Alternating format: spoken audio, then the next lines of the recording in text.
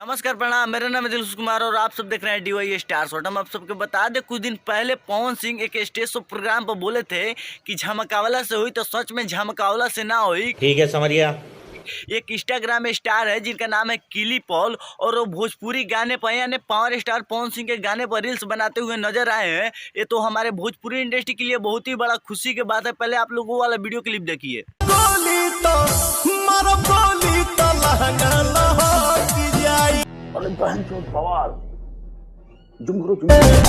ले लो पुदीना। झमकावला से हुई।